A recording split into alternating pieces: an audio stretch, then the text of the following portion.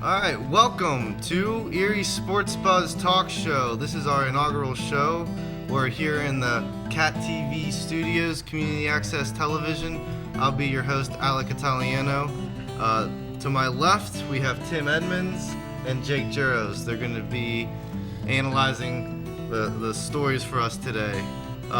First up, we have what we'll be talking about today. We have the draft, the NFL draft, the NBA playoffs, Penn's getting knocked off in the NHL playoffs, Pirates and Indians update, your Seawolves update. But first, we want to start with our lead story, the Erie Explosion. They finished the season 8-2. They get into the playoffs, they win their first playoff game, and they are on their way to Marion to play in return to the CIFL championships. Jake, why don't you tell us a little bit about how their season went and how they're matched up against Marion? Well, their season was pretty well. They dominated throughout the season. They had one hiccup at the beginning, toward the middle actually, when they faced Marion and Saginaw. Oh. And they already defeated Saginaw in the playoffs, knocked them out. And Marion was their tough test, and they lost in a heartbreaker, 22-21. So they lost to Marion already earlier in the season. They lost to Marion, but they did also beat Marion in their home opener, and that was a crushing defeat. So in the home opener in Erie, yeah. What was the final score of that game? It was 43-23. It was quite a blowout, yeah. Okay. So, what are we gonna expect when they go down there to Marion playing in the horse barn? Yeah, I would expect they've been rolling this last month. I mean, since their hiccup, they've been rolling. Yeah. And they've had a tune-up now with Saginaw, an actual real team. Yeah. And now, I guess Marion's the next domino to fall. Now, when you say real team, we are in the Continental Indoor Football League, which is a step down from the regular Arena Football League. I know the first playoff game, their quarterback wasn't exactly Saginaw's quarterback A.J. McKenna was hurt, and they lost him. In fact, that's why they lost the previous game and marred their perfect season. Because of that quarterback. And for that playoff game against Saginaw, they also lost their head coach and most of their coaching staff. Oh, wow. Which was, a tough blow, yeah. Yeah, I know the league itself has always having some problems here. Detroit had a hard time fielding a team at one point throughout the season. Port Huron had a hard time fielding a team. The ASI Panthers had to come up from the developmental league to the Philadelphia Soul to play us for a game. What's going on here? We went to Detroit for 1 week, and they didn't even have a team ready to go. As the field conditions, and it's all about safety, and so we were awarded a win, and take it any way we can get it. 2-0 win. 2-0 win, yeah. Mm-hmm. And actually, the ASI Panthers fared pretty well against the Explosion, didn't they? They were leading. They started off the scoring, and they were leading. Yeah. Didn't last too long. Explosion, better team won out, and all fell as it should, I guess. Well, I know one thing I want to touch on with the Explosion is, even though they're in the CIFL, they have some pretty good players on the team. All of them played college ball. A lot of them had a lot of awards, all conference, things like that. Are other teams in the league getting the kind of quality players that the GM and the owner staff here in Erie are able to execute? I think it's coaching. I think it starts with coaching and ownership. And Sean Liotta is the coach, and he is a fantastic coach. At the beginning of the season, he had a win percentage of over 700. So, wow. Yeah, the guy's good, and he knows where to look for talent. And in fact, actually, their star they brought back this year, Alfonso Hoggard. Okay. He was a CFL star. Canadian Football League. So he's actually a step up, and he's come down to play. Wow. Well, That's awesome. Yeah, no, Liotta, Sean Liotta, yeah, I've heard many good things. I think he's committed to coming back next year, or we're not sure yet. I do not believe he's committed. He's not committed yet? Okay. I can't see them letting him walk away, well, honestly. Hopefully they'll do everything they can get them to stay in town. Really wish that championship game was in Erie, but I guess we're not going to be fortunate enough for that. The fans deserve it. They really fans do, deserve but it, yeah. Well, Marion was ranked higher, right? Yeah, Marion was ranked higher. What was their overall record? They didn't 8-2. 8-2 still. Yeah. What do they do the difference maker on? Is that points or probably points? Division, probably. yeah. Yeah. Because they were undefeated in their division. Mhm. Yeah, that's true. So Division that makes record. sense. Division record. Yeah, the other thing I wanted to touch on is not only looking past this game into the next season. Do you think there still will be a CIFL? Do you think it might get merged? I heard a little scuttlebutt through the grapevine that maybe even the Canadian Football League might be looking at a team in Erie. I know it's way too early to tell. Yeah. But what's your gut feeling? My gut would be to say it stays in Erie. Mm-hmm. We'll have some sort of team. The league has changed before, Yeah. so Well, it it's could change changed. again. It's changed like 3 or 4 times in the last 5 years, right? Yes, yeah. There's been ups and downs with this league, so I guess whatever they can get solidified really can make a difference.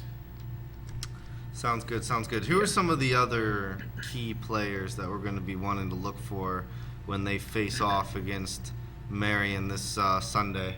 Quarterback for sure, Aaron Smantanka. He's fantastic. He came over from last year. Yeah. He's a returning player. Mm-hmm. He was fantastic. He threw 19 touchdowns this season, limited to one interception only. Wow, one interception the entire And it was on a season. tipped pass, so it's kind of got an asterisk next to it, yeah. So he's been fantastic, and their running game, Richard Stokes, has really come on. He's been fantastic. And actually, if you look back at his Lexington game, he set the CIFL record with 10 rushing touchdowns. 10 in the one game? In one game. Wow. Wow. They did not attempt to pass the entire game. They Why went into would it. you? No. Coach Liotta went into it prepared. He knew what had a what their game weakness plan. was. Yep. Yeah. They followed that game plan. Now tell us a little bit about arena football for the fans watching that might not know. Obviously, it's on an enclosed field. It's 50 yards. It's only 50 yards. How many players on the team again, or on each There's side? 8. 8 on It each was side. 7 last year, and it's Oh. bumped up to 8. Oh yeah. Yeah, or previous years it was 7. Now it's 8. So they've added an extra player. I know arena football's kind of famous, I guess, for their weird set patterns and having the wideouts run behind Wide receivers are in motion before the play starts. before Yeah, the play starts. Yeah, and they Yeah. hang the field goal post from the ceiling, right? I think that depends on the stadium, but I don't know. Yeah. We're not sure about that. But they're not as wide. They're narrow. Okay. Yeah, there's definitely a lot more potential for scoring. Yeah. And Well, the games are much higher scoring, right? right, I mean, right. The games Yeah, are you could tell explosion, 114 points, Yeah. setting a record. Yeah, well, let's talk That's about incredible. that. But Let's yeah, talk about that 114-point game. That is a record, and that was against. Port Huron. It comes with an asterisk because Yeah, it was not definitely. a full An team. asterisk. Tell us about the Asterisks. The asterisk, yeah, Port Huron fielded a team of. There were other CIFL players, Yeah. but they only had 10 of their own players. Yeah. And I believe they took people from all around Erie, pretty much, they could find, and it was massacre. I mean, not really fair, but Yeah, no, I heard that story, and they were getting people from Gannon, they were getting people from Edinburgh, pretty much anybody that was able-bodied exactly. that could play. So, Yep. yeah, that was interesting. So, well, we'll look to the league hopefully getting themselves together here, Yeah. and Erie Explosion want to continue their great run. I mean, they've had such success so far in this league. That would For be a sure. shame to see things kind of go out on. Right. So Hopefully it'll go out on a win. If it does go out, though, with a True, back-to-back championship. Any Go out like a champion. is this going to be a high-scoring game? You think? Is this going to be kind of a defensive game or? Really, it could go either way, but I think it's going to be lower scoring, honestly. The Explosion have a great defense. They have the number 1 overall defense Oh, wow. and number 1 overall offense. Wow. So the ball's in their court, really. Yeah. If they come to play, they will win. They will win. And Marion, I think they're going to score. It's going to be a trouble for them, I think. Any key players we should be looking for on the other side of the ball there with Marion, or I mean, what's their biggest edge? You know, are they a passing team? Are they a rushing team? Or? You know, they had injuries during this year too. Boo Jackson is their quarterback now, but I knew they had a different quarterback. That they've gone through injuries too. They've gone through a couple. So actually, their season's pretty impressive. Going 8-2. Yeah. Yeah. Well, it should be a good game. That'll be televised on Image Sports, I believe, and you know, everybody in Erie will be able to get that. I heard there was a couple buses going down there this weekend too. So I'm sure. Yep.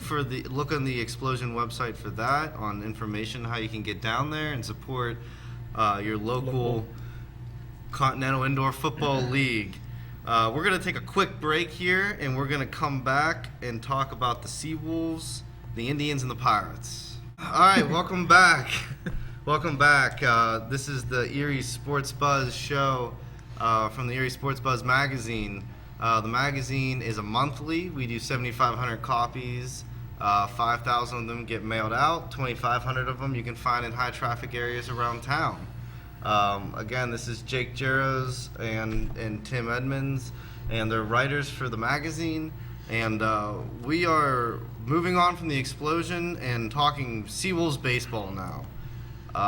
They're struggling a little bit in the last 10 games. They went 4-6 in the last 10, and they're 9 games back in the division. Tim, what are we looking at here with the Seawolves? Are they in a power outage here, or you know, what do they need to do to get back on top? Yeah, you could definitely say a power outage. You know, they're not really consistent in their starting pitching or really hitting for that matter as well. I would say probably their lone bright spot would definitely be their bullpen, but from the looks of it, they're in a bit of a rough patch this season. So yeah, so far. Yeah. Well, it's early still, and you said the bullpen's looking up.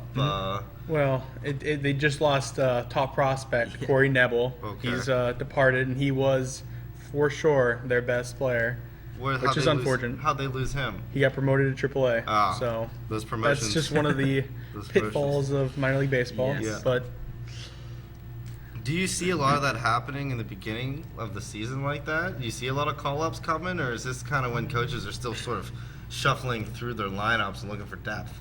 I'd say mostly injuries Injuries? are early, Mm-hmm. but his play has been phenomenal. Mhm. That's why he got called up.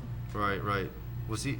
Is he going to AAA or AAA. Okay. What was his pitch? Is he a pitcher? He was their closer, but he also pitched pretty much whenever they needed him. Ah, He was their go-to guy. Yeah. And Their that's ace. a big hole to fill. Yeah. It's going to be tough. who's next in the bullpen that we're going to be looking to surprise us? Huh? Jeez, it's going to be tough to find anybody really, but Jeff Farrell, he's been okay for the rotation, and he's their lone pitching bright spot at this point, which is tough because you want to play every facet of the game, and without pitching, it's tough. Yeah. Well. Yeah. It starts with pitching. It really does start with pitching. I think. And when your ace is tough, Yeah. Supple has been bad. Warwick, Yeah. Supple. Wow. Well, pitching is always big. You know, I remember they always talked about pitching with the Pirates when they finally got out of the basement. You know, they had a solid rotation. You know, so obviously it starts with there. Where else around the diamond are there some weak spots or some bright spots? Well, I'd say a weak spot right now is at second base. Okay. But that's due to injury, so Okay. we can give him a little bit of a, Who's playing second right now? right now, they've been filling in random players. Oh, really? Okay. Yeah, but they do have the number 3 Tigers prospect is supposed to be their second baseman. Okay. But Devin Travis, he's only played 4 games this year out of the 35, and that's been really tough. Yeah. So it's just a blow that they've had to deal with. Yeah. Who's getting RBIs for us right now? I mean, I know it's tough out there, but what do you think, Tim? Who's swinging the bat around? I believe Eugenio Suarez and Westlake, I think, are tied for the top on the team with 21 RBIs. Okay. And as far as like batting average is concerned, was it Cabrera? Yeah, Ramon Cabrera. Okay. Ramon Cabrera's Ramon been good. Cabrera. Their catcher. Yep. Yeah. Nice. Wade Gaynor's been a little bit of a surprise too. It's been pretty good. Oh yeah. A bit of Yeah. power. Yeah. Bit of power. He does not have a power outage at the team. He has helped. Yeah. Well, hopefully we can get the weather warmed up here. Maybe the Yes. maybe the ribbies will start coming a little bit more too. Yeah. I know you guys went to some early games and it was cold, and they were talking about the ball. I know they were talking about the you can't grip the ball as well in the cold weather. People using Hand warmers and stuff. yeah, hand warmers and Yeah. and all these things for tar, for the bat and stuff like that. I know that made some headlines a couple Yeah. weeks ago. Is the cold weather to blame, or is this really just since everybody else has to deal with it? Honestly, I think it is to blame a little bit. Yeah. I mean, it's the first year of Lance Parrish's at the helm. Okay. So coming in new coaching Yeah. and having these bumps right away Yeah. all the time, Yeah. it's difficult to find consistency in the road, and I think that's been a big problem. Yeah. And they've had 7 or 8 games postponed already. Yeah. Wow. Where they've had to make them up as double headers, and that's very tough. Well, I wanted to touch on that because I do. Yeah, the double headers that we've had this year, always tough on a team. Mhm. Always very difficult on a team. And when you're playing in some of the weather that we get up here off the lake, it definitely. You never want to have excuses. Right. You always want to play with no excuses. But I think it's definitely a factor. Yeah. For And sure. they were talking about changing the grip on the baseball or something like that. I mean, I don't know. I think it's a little too much at this Yeah. point, but I agree. Definitely. we'll take it one step at a time. Let's move on to the majors here. Inconsistent Indians seems to be the headline for them. What's going on over there in Cleveland, and how are they going to get back on track? Honestly, right now, I'd say it's just the big bats not showing up. Yeah, Carlos Santana has been in their number 4 hole, their designated hitter. He's playing a little bit of third this year, which is maybe a mistake, but he has not found his rhythm yet, and it's hurt them. yeah, He's batting only 152. 152. Whew. Which is Dismal. kind of embarrassing. Yeah. Yes. Yeah. But he's a slugger, and he just hasn't found it yet, I guess. What about pitching wise? They seem to be kind of solid with the rotation, or there's some holes they need to fill by the time the All-Star break gets here. Right. One hole has been filled. Okay. Carlos Carrasco has moved to the bullpen, which is okay. He's probably suited better for the bullpen. Okay. But they moved up Josh Tomlin, and he's pitched twice now, and he's pitched pretty well in his 2 spot starts, I guess. Okay. And but they're really the big thing they're waiting for is Trevor Bauer. He's their top prospect, and he's pitching phenomenally right now in AAA. Yeah. Yeah, he's had problems in the past walking people, but now he's found his rhythm, I guess. Okay, that's good. Because That's good. he did rework his pitch this offseason, and it's worked out. Yeah? Because he has made one start in Cleveland, and it went well. But it was just a spot start. They didn't need him for that long. So They ain't been Yeah. that long. right. Any other top guys from the minors that they're looking at here? Or? Well, Francisco Lindor will be making his way up to Cleveland one of these days. Yeah. It might be this year. Mm-hmm. I would lean toward next year or September call-up because he's only 19. Oh wow. He's very young. He's very raw, but Yeah. he's very talented. Yeah. Very talented. Well, that's usually how it goes, right? Yeah. Very You true. have raw talent, and it's up to a good coaching staff to kind of put it hone these together. guys in. I think that's, especially in baseball, I think one of the biggest things that you have to look at your depth in your minor league system, because we're playing 62 games. Yeah. It's a long season. It's a long season. Guys are going to get hurt. You're going to need people to fill in gaps for you. And without that consistent call-up, without a good minor league system, I could say the same thing about hockey, but other than those 2 sports, football's kind of professional owned, and you kind of build your depth within your team, Right. Rather than within the minor league system. Anything to add, Tim, about Cleveland there? Or? I'm not a big Cleveland person per se. Yeah, I have to say I'm a Pirates guy myself. Yeah. So Yeah. we can jump into the Pirates here. They seem to be going through a little bit of a Pittsburgh power outage down there Definitely. too. I don't know. I guess the power, the steel isn't going as well as it was last year. Yeah, lost a bit of the magic that they had from last season. Yeah, it seems like that lost a lot of magic from Andrew McCutcheon. I mean, is that just going to happen, or is he looking solid, just not getting the breaks? I'd say he's batting all right now. I guess like the whole team, they start out really slow, like every year it seems, at offensive wise. Yeah. And last year they had good pitching to kind of back that up, so they They lost a lot of pitching in the offseason. Yeah. A lot of pitching in the offseason. So AJ Burnett was a big blow. Yeah. That's That's kind of why they're not keeping up with it this year, because their pitching is not as good. So the Pirates need better pitching. Are they going to get that from their minor leagues? They're going to have to make some trades for it, or are they just going to have to kind of hold on tight and pray? I think they're going to ride it out. Yeah, I think they have to. I think definitely because one of their biggest prospects, Tylon, right? Yep. Yes. He had to get Tommy John surgery, so It's always he was a out, killer. out Yeah. for the season. He was most likely going to be called up this season to give some help to that starting rotation, Yeah. but now he's gone. So Let's there's- work our way around the diamond a little bit more for the Pirates. Who else? Do they have any gaps in their lineup, or are they looking solid so far in the infield?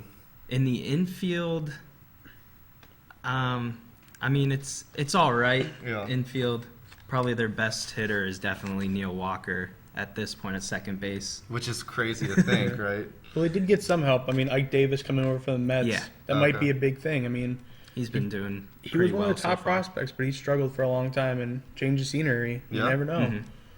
He came from the Mets. From the Mets, yeah. Yeah. I don't know him. Yeah, he's actually, he hit a grand slam as soon as he came over. Yeah. So Oh wow. immediate production. Immediate production. That's what Yeah. we like to see in Pittsburgh. Yeah. Yeah, no, I mean, I can just remember going through some of the players in the past that were supposed to be big stars. Alfonso Soriano was at third for the longest time. They trade him to the Cubs, and all of a sudden he turns into this, Star. all-star Yep. over there. So it wouldn't be the first time that we've seen it happen in Pittsburgh. Yeah. But, I've always been critical about Pittsburgh because they almost feel like, we were talking about the depths of the minor league system, and it almost felt like for the longest time Pittsburgh was like a step up from the minors, but still in the majors. Like they were a cultivating area for these prospects, and then they would get traded off Yeah. to Right. the New For the longest York, time, yep. to Yankees. Philadelphia, yeah, exactly. All these other teams with a little bit more money to More money, spend. for sure. Yeah. So, are they going to be able to work? I think their success last year was like the Moneyball method, Yeah. basically, where they went in there, they got people that got on base, they had solid pitching, and they got some breaks along the way. I mean, And their bullpen's fantastic. It Yeah. really is. the Pirates. The bullpen, yeah. Grilly was great. Melanson was Yeah. a Yeah. fantastic Surprising. trade. I think they started It making was a grilled surprising. cheese sandwich over Grilly in Pittsburgh at some point. Yep. Oh, yeah. Yeah.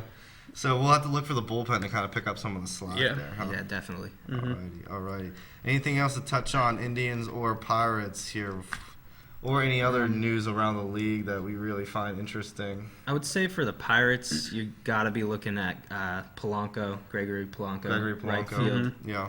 Hopefully coming up at some point in the next month or two, because Yeah. they're definitely hurting bad for a right fielder who can hit. Who do they have in there right now? It's between Snyder and Tabata. Oh, yeah. Which is a hole for sure. Yeah. What happened to Tabata? He was playing well a couple seasons ago. It's inconsistency. Yeah.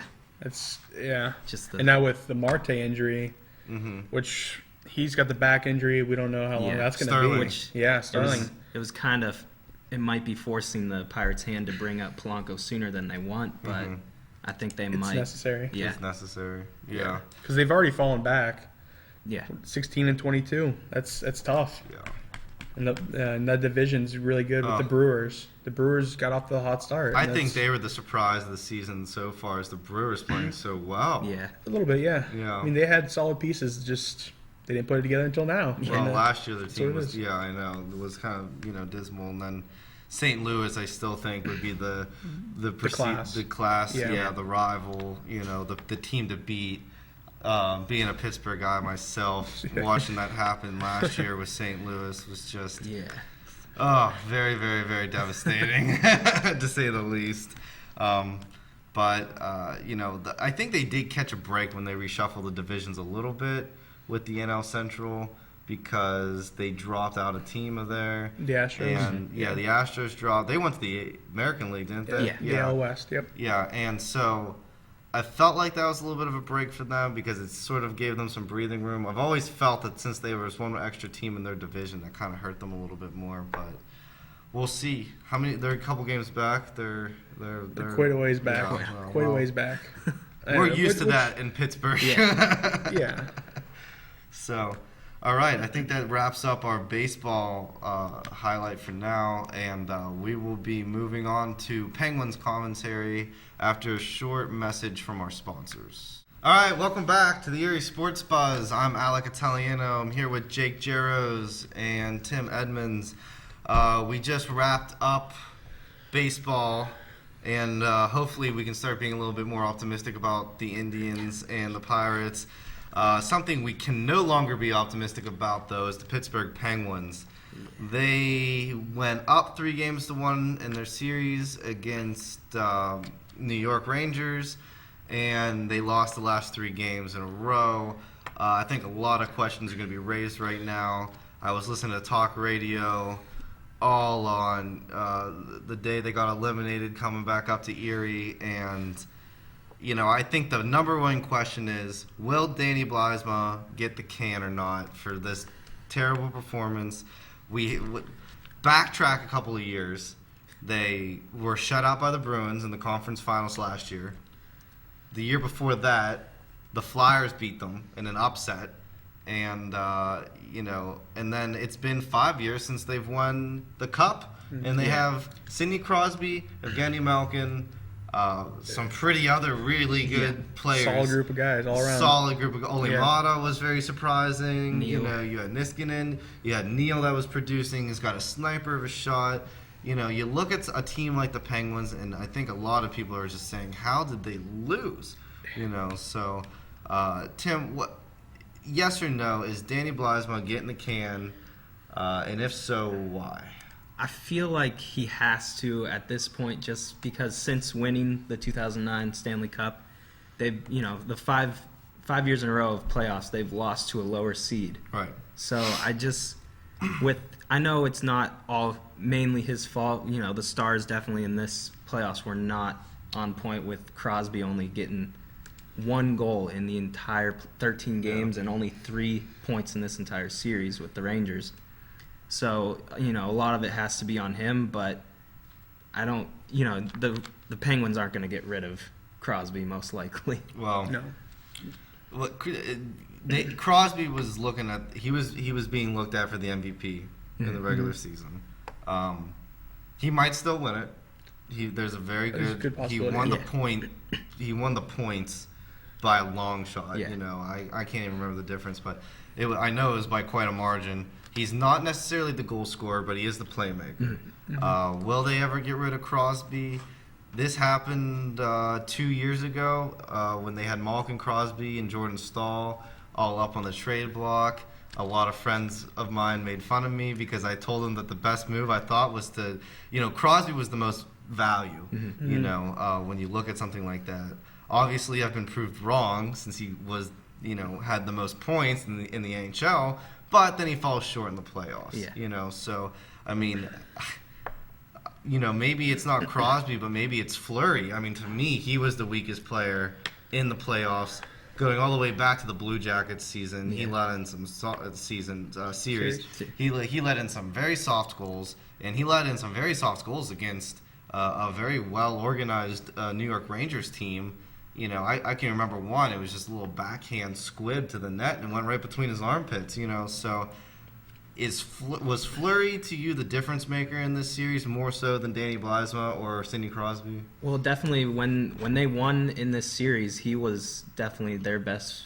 I mean, 2 of the games were shutouts, so obviously when he was on point, they were winning. Yeah. So he was definitely, bring it back to inconsistency again. Yeah. For the playoffs. Well, inconsistency will ruin any team. Yes. Right.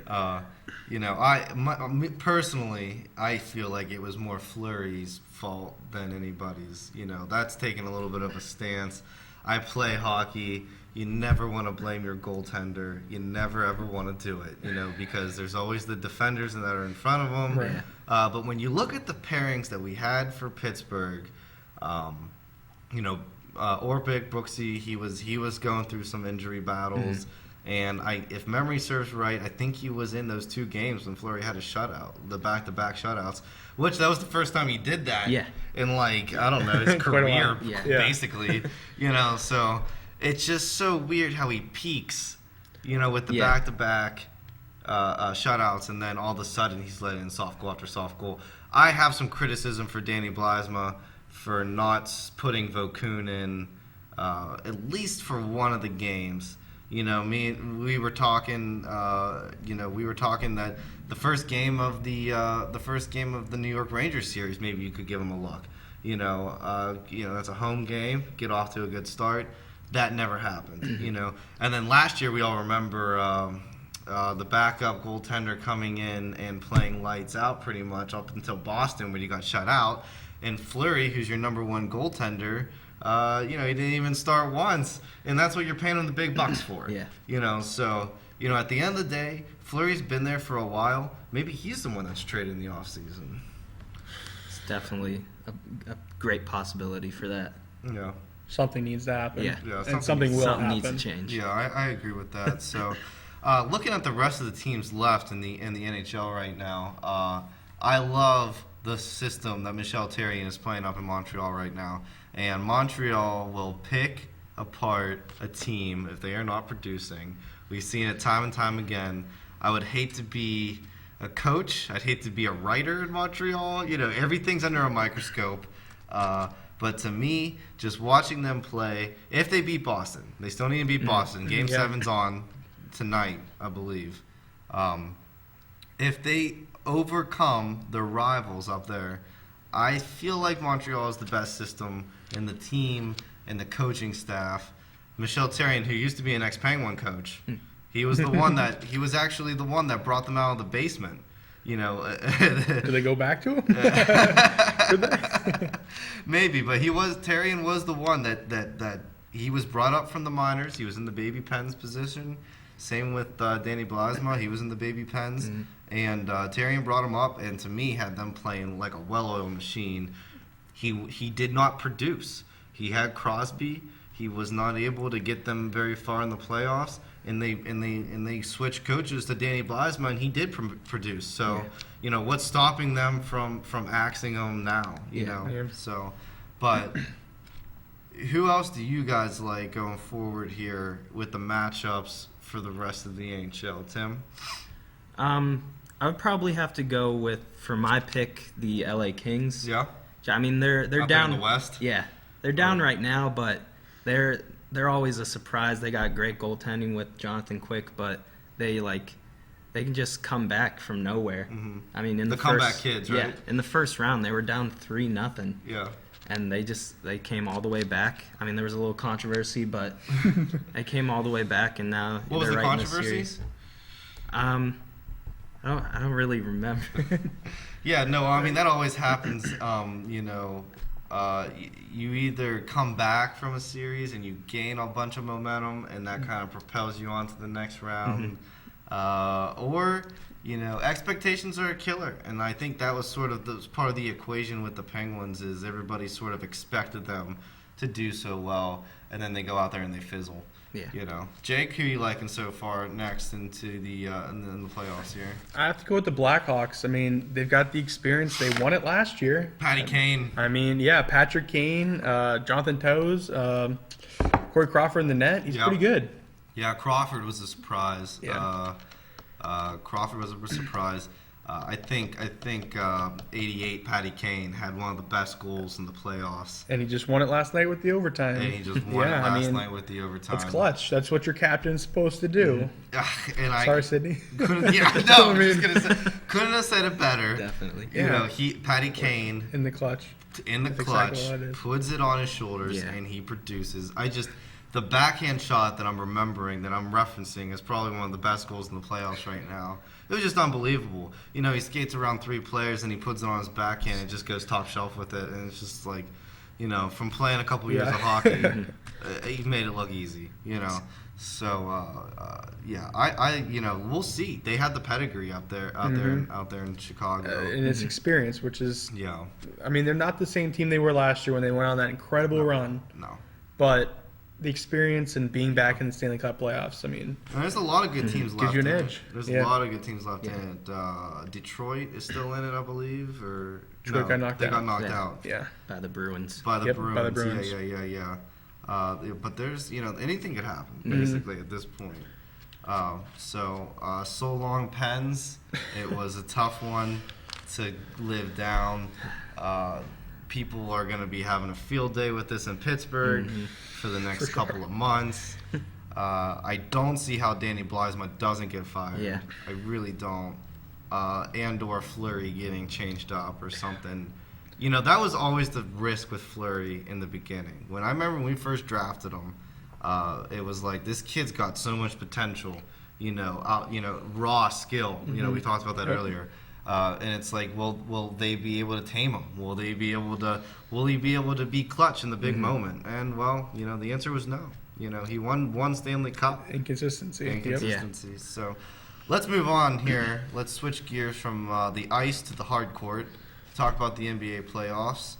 A lot of NBA news in the last couple of weeks here. We had Donald Sterling, the Clippers owner, coming out with that racist comment. Then he goes on CNN with Anderson Cooper and adds a little fuel to the flame. Just makes it worse. Yeah, we'll get to that. You know, makes it a lot worse. You know, and then you got Magic Johnson kind of like, you know, involved with the whole thing now too. But you know, talent-wise, are the Clippers going to be able to beat Oklahoma? Tim.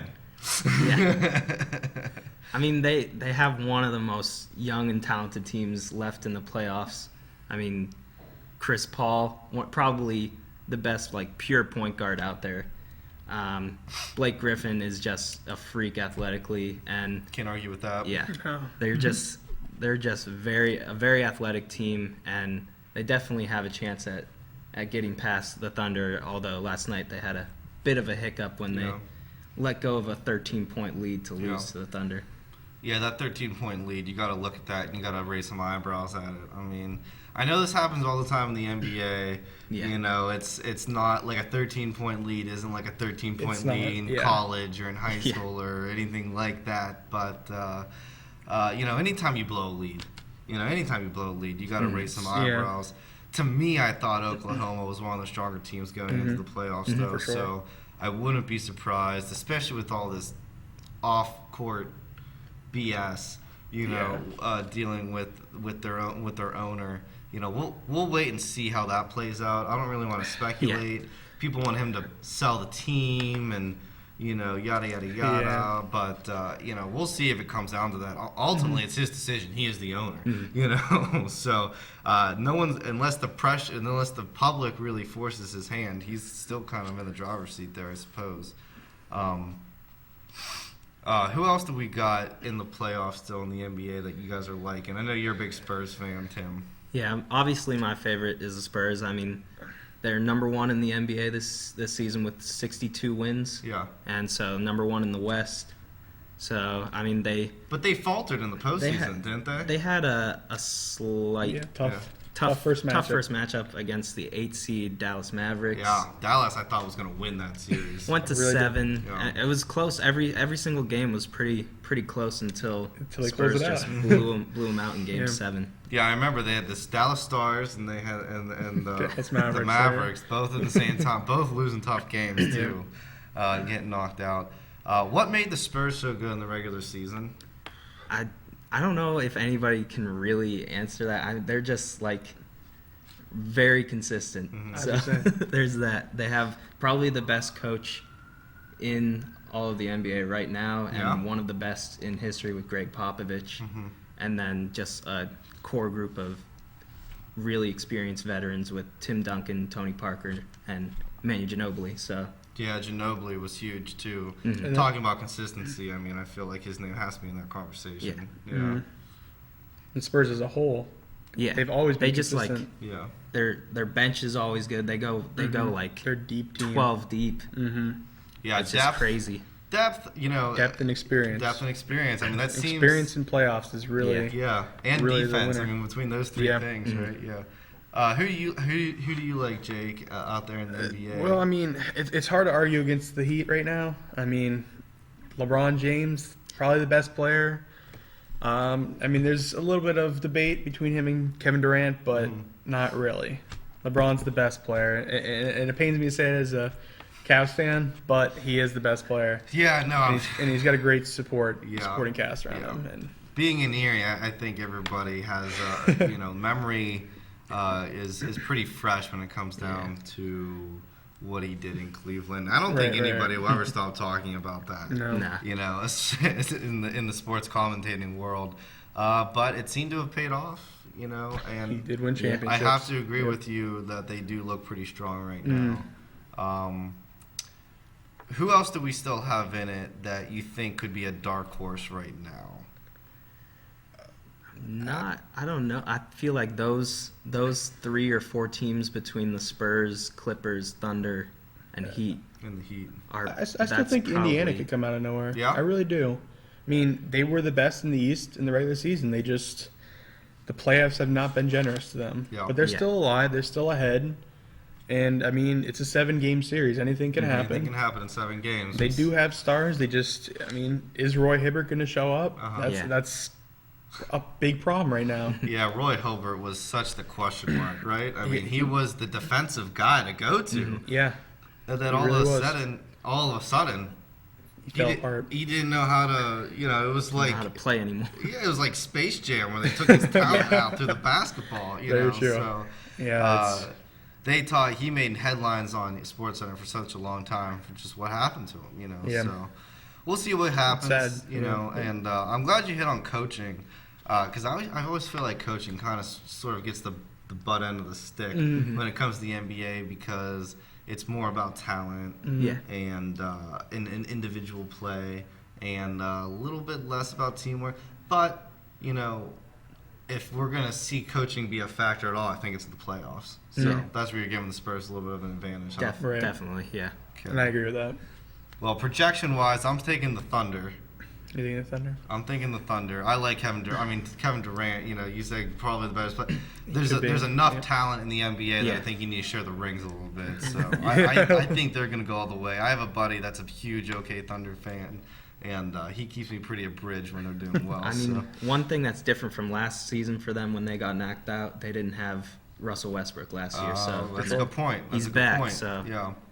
He is back. And he has been performing fantastically right now. He's got 3 triple-doubles already in the playoffs. Wow, I didn't know that. Yeah. Which is more than no player has 1 right now, and he's got 3 in this year's playoffs, Are you sticking with the Spurs, Tim? Yeah, I'm definitely sticking with the Spurs. And I can't argue with the Heat. I'd like to, but especially being a Cleveland fan, right? Being a Cleveland fan stuff, but I have to pick. I can't pick against LeBron James. All right, sounds good. That wraps up our NBA NHL segment, and we will be right back after these messages to get very analytical with the NFL drafts. Please stay tuned. Welcome back. This is the Erie Sports Buzz. I am your host, Alec Italiano, alongside Jake and Tim. We just wrapped up playoffs, NBA, NHL, jumping into the NFL draft. Just wrapped up out there in New York City. Let's start with Cleveland. They had the big news this year with Johnny Manziel, Johnny Football, going to them.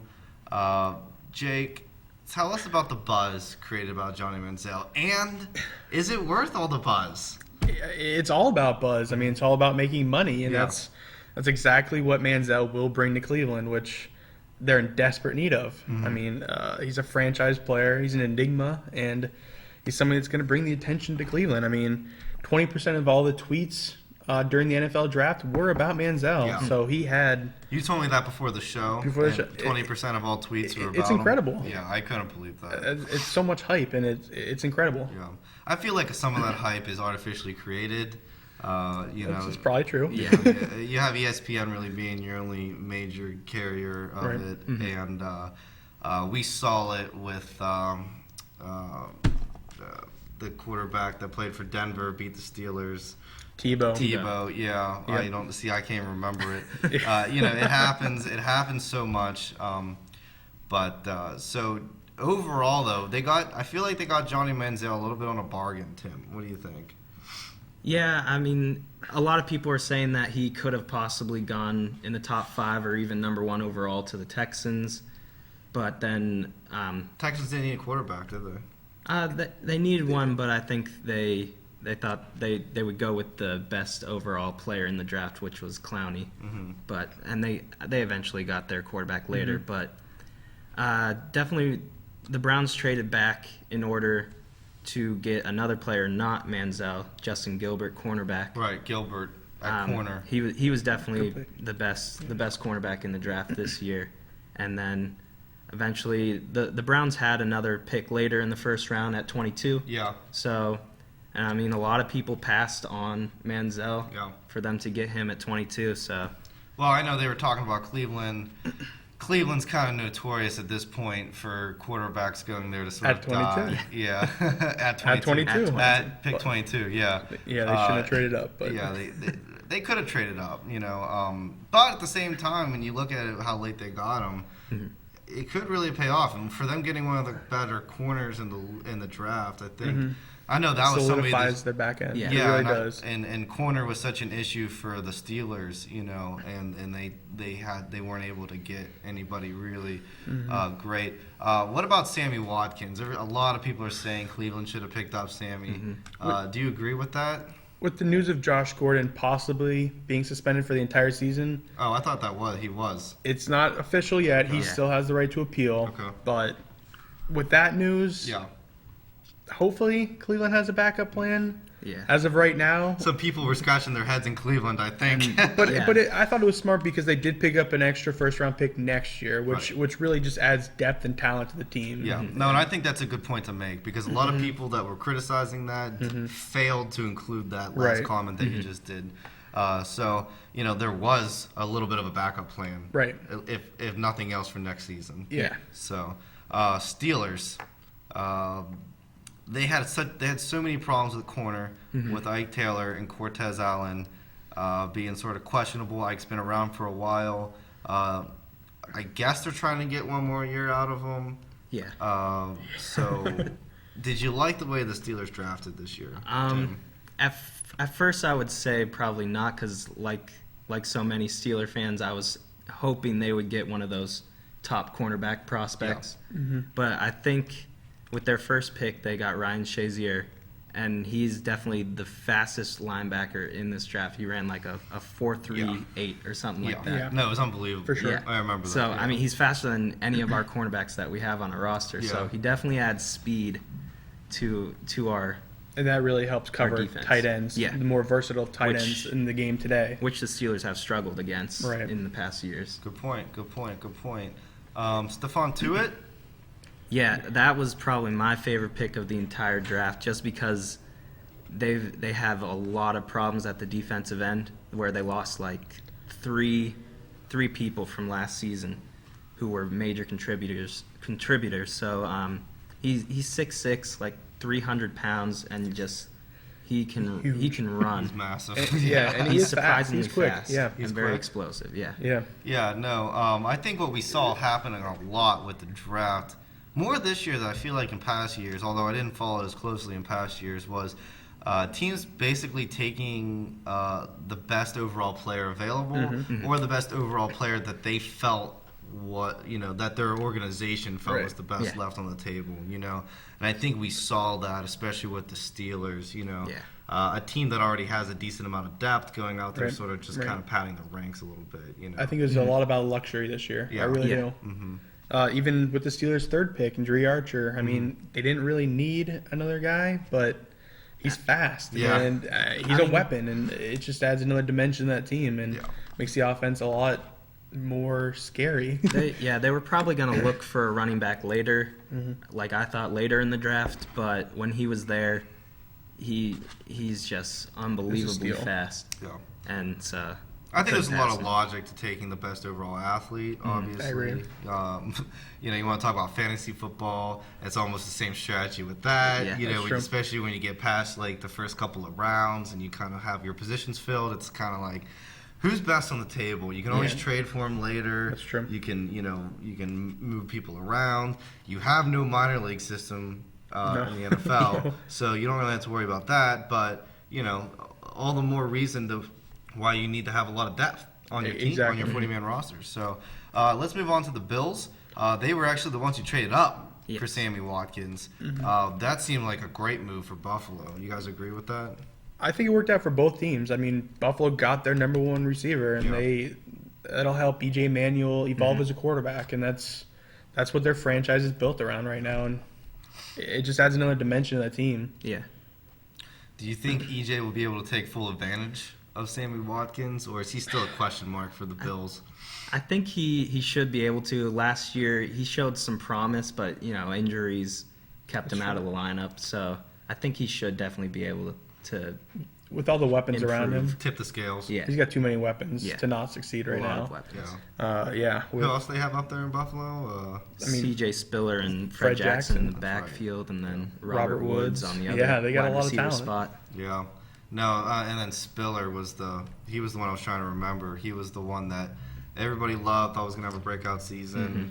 He wasn't a rookie last year, was he? No, he's been in the league a few years now. Yeah, he's been around for a while, but it was Fred Jackson that was making headlines up there in Buffalo rather than CJ. So we'll see. Maybe because they have a little bit more of a diversified wideout core, they can take advantage of the run a little bit more. Yeah. So other things other big headlines in the draft obviously was Michael Sam, first getting drafted player. The video of him kissing his boyfriend, having a little bit of the emotional breakdown. I felt like it was dramatized a little bit. A lot of people burst into tears when they're drafted, et cetera, et cetera. But I think the real story with him is he a player or not? Or is he just making headlines because he's gay? No, he's a player. Yeah. He really is. He was the defensive MVP in the SEC last year with Clowney, and he's fantastic. He's just all the buzz, the negative buzz that he was. The measurables per se. The measurables, yeah. But he has definitely all the heart. He can play. There was just so much speculation about him. Is the gay factor going to drop him down a few pegs? He was drafted in the 7th round. Which it probably did. It definitely did. You think it did? It unfairly did. Okay. Yeah, it really shouldn't have, but because he can play, and that's all it really matters about him. Yeah. I feel like once there's always a question mark when it comes down to these players, and I think. Even people that are drafted number 1 overall end up busting after a while, So it's just a give and a take situation. I wanted to ask you, Tim, about Blake Bortles, Jags 3rd overall, and the first quarterback in there from Central Florida. What do you like so much about him? Why was he the first quarterback drafted? I think it's just based on his size, and he's 6'5", 6'6", somewhere around there. Yeah. I mean, he reminds a lot of people about Ben Roethlisberger, which is definitely someone good you want to be compared to. He's got some good mobility. 2 rings on your finger. Yeah. Got some good mobility, but he can definitely make all the throws, and so it was a little bit surprising to me at 3 overall, but I think it'll work. It'll be surprising to see how he can do against NFL talent. Yeah. Because Central Florida didn't play many big games. Yeah. That'll be interesting. The competition wasn't. And the same could be said for Johnny Football, Johnny Mansell. His competition was sort of you know, lacking out there playing for Texas A&M. He played in the SEC though. He played against the Alabama Crimson Well, he's Tide. short, I think, which great. is his biggest problem. He's you short. know. But we talked about his hands. we talked about his hands being big, and hopefully that leads it to him. So. Yeah. All right, well, that is all the time that we have today on the set of Erie Sports Buzz. Again, I'm your host, Alec Italiano. I got Tim Edmonds to my left. I got Jake Jarrows on my far left. Please tune in next week, and we will be keeping you up to date on all the local teams, all the scores, and all the buzz happening in the sports world. Have a good night.